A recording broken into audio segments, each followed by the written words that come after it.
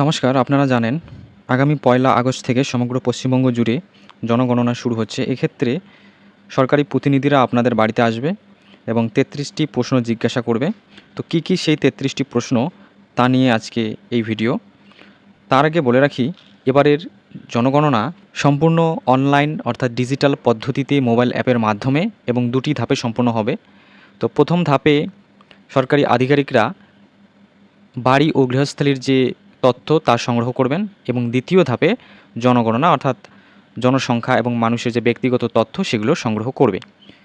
তো প্রথম ধাপে যে ৩৩টি প্রশ্ন জিজ্ঞাসা করবে, সেই ৩৩টি প্রশ্নের মধ্যে প্রথম বাড়ি ও আবাসনের গঠন সংক্রান্ত প্রশ্ন জিজ্ঞাসা করবে। তো এর ১ নম্বরে রয়েছে বিল্ডিং বা বাড়ির নম্বর। তো আপনার বাড়ির নম্বর সেটা পৌরসভা হতে পারে বা পঞ্চায়েত প্রধান অফিস বা স্থানীয় কোনো কর্তৃপক্ষের দ্বারা প্রদত্ত হতে পারে, সে বাড়ির নম্বর জিজ্ঞাসা করবে। এবং দ্বিতীয় নম্বরে বলা হয়েছে জনগণনার জন্য নির্ধারিত বিশেষ বাড়ির নম্বর। তো এটা কিন্তু জনগণনা দপ্তরের তরফ থেকে দেওয়া হবে, এটা একটি সাময়িক নম্বর, অর্থাৎ এই নাম্বারটি আধিকারিকরা আপনাদের বাড়ির দেয়ালে কিংবা জানালায় লিখে দেবেন। এবং ৩ নম্বরে বলা হয়েছে বাড়ির মেঝের প্রধান নির্মাণ সামগ্রী, অর্থাৎ আপনার বাড়ির যে মেঝে রয়েছে সেটা কাঁচা মাটির নাকি সিমেন্টের নাকি মোজাইক নাকি অন্য কিছু। তো যেটা হবে সেটা উত্তর দেবেন। এবং ৪ নম্বরে বলা হয়েছে বাড়ির দেওয়ালের প্রধান নির্মাণ সামগ্রী। তো আপনার বাড়ির যে দেওয়ালগুলি রয়েছে সেই দেওয়ালগুলি ইটের নাকি কাঠের নাকি কংক্রিটের, যেটা হবে সেটা উত্তর দিতে হবে। এবং ৫ নম্বরে বলা হয়েছে বাড়ির ছাদের প্রধান নির্মাণ সামগ্রী। তো আপনার বাড়ির যে ছাদ রয়েছে সেটা কি টিনের নাকি ঢালাই। এবং ৬ নম্বরে বলা হয়েছে বাড়িটি কী উদ্দেশ্যে ব্যবহার করা হচ্ছে, অর্থাৎ বাড়িটি বাসস্থান হিসেবে ব্যবহার করা হচ্ছে নাকি দোকান নাকি বাণিজ্যিকভাবে ব্যবহার করা হচ্ছে। এবং ৭ নম্বরে বলা হয়েছে বাড়ির বর্তমান অবস্থা, অর্থাৎ বাড়িটি এখন ভালো আছে নাকি মাঝারি নাকি একদম জরাজীর্ণ অবস্থায় রয়েছে। তো যেটা হবে সেটা আপনি উত্তর দেবেন। এরপর দ্বিতীয় বলা হয়েছে পরিবারের মূল বিবরণ জিজ্ঞাসা করা হবে। এখানে পরিবারের অর্থাৎ হাউস হোল্ড নাম্বার জিজ্ঞাসা করবে।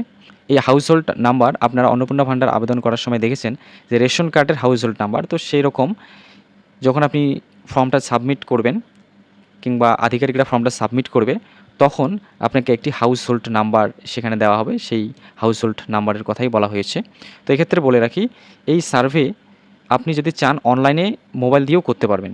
আধিকারিকরা আপনাদের বাড়িতে আসুক তার আগেই আপনারা চাইলে করতে পারবেন। তো কিভাবে করবেন সেই ভিডিও দেখতে চাইলে অবশ্যই চ্যানেলটিকে সাবস্ক্রাইব করে পাশে থাকবেন এবং আমরা যথাসময়ে সেই ভিডিও আপনাদের সামনে তুলে ধরব।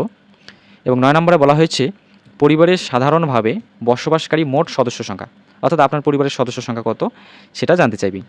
এরপর ১০ নম্বরে বলা হয়েছে পরিবারের প্রধান বা গৃহকর্তা বা গৃহকর্ত্রীর নাম, অর্থাৎ হেড অব দ্য ফ্যামিলির নাম কিন্তু এখানে জিজ্ঞাসা করবে।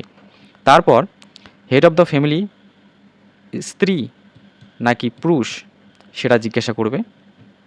এরপরে হেড অব দ্য ফ্যামিলি অর্থাৎ গৃহকর্তা তিনি কোন ক্যাটাগরির আন্ডারে পড়ছেন, অর্থাৎ এসসি নাকি এসটি নাকি ওবিসি নাকি জেনারেল।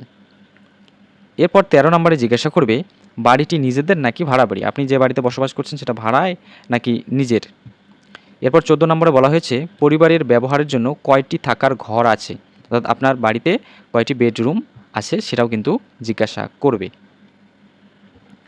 এরপর ১৫ নম্বরে জিজ্ঞাসা করবে আপনার পরিবারে কতজন বিবাহিত দম্পতি বা কাপল বসবাস করেন। তো আপনার ফ্যামিলিতে কতজন দম্পতি অর্থাৎ বিবাহিত মানুষ রয়েছেন তার ডিটেলসও এখানে জানতে চাইবে। এরপর তৃতীয় ধাপে পানীয় জল এবং মৌলিক সুযোগ সুবিধা সম্বন্ধে জিজ্ঞাসা করবে। ১৬ নম্বরে পানীয় জলের প্রধান উৎস, আপনি যে পানীয় জল ব্যবহার করছেন আপনার বাড়িতে সেটা ট্যাপ নাকি টিউবওয়েল নাকি কুয়োর জল। ১৭ নম্বরে জিজ্ঞাসা করবে পানীয় জলের উৎসটি বাড়ির ভেতরে নাকি বাইরে উপলব্ধ, আপনি যে পানীয় জল ব্যবহার করছেন সেটা বাড়ির ভিতরে নাকি বাইরে থেকে জল নিয়ে এসে ব্যবহার করছেন সেটাও জিজ্ঞাসা করবে। এরপরে ১৮ নম্বরে আলো জ্বালানোর প্রধান উৎস, আপনার বাড়িতে যে আলো জ্বলে বা ব্যবহার করেন সেটা কি বিদ্যুতের আলো নাকি সৌরশক্তি বা সোলার নাকি ব্যাটারি চালিত।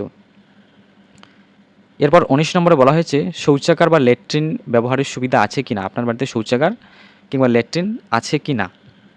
এবং ২০ নম্বরে বলা হয়েছে যদি শৌচাগার থাকে সেই শৌচাগারের ধরনটা কীরকম, ফ্লাশ ল্যাট্রিন নাকি পিন ল্যাট্রিন নাকি কাঁচা ল্যাট্রিন।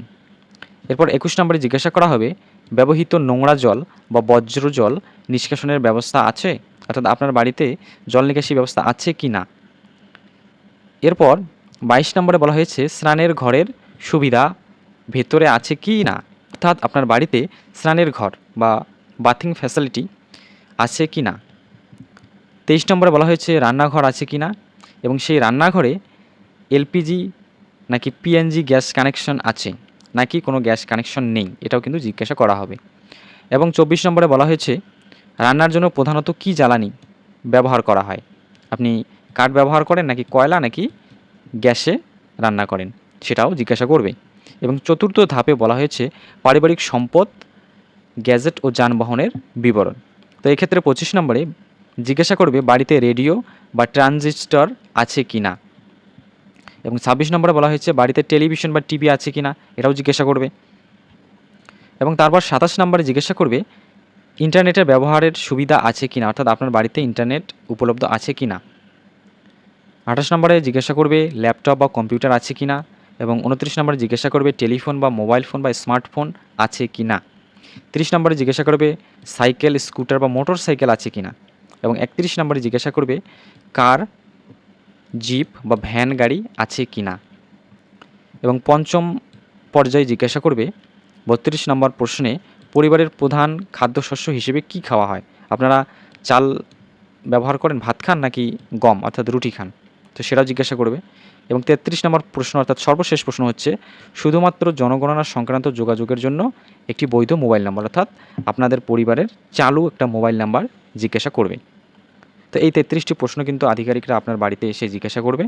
এবং যদি আপনি অনলাইনে আবেদন করেন সেক্ষেত্রে আপনি নিজেই এই প্রশ্নগুলোর উত্তর দিতে পারবেন। এবং কিভাবে এই প্রশ্নগুলোর উত্তর দিবেন অনলাইনে সেই ভিডিও দেখতে চাইলে চ্যানেলটিকে সাবস্ক্রাইব করে রাখবেন।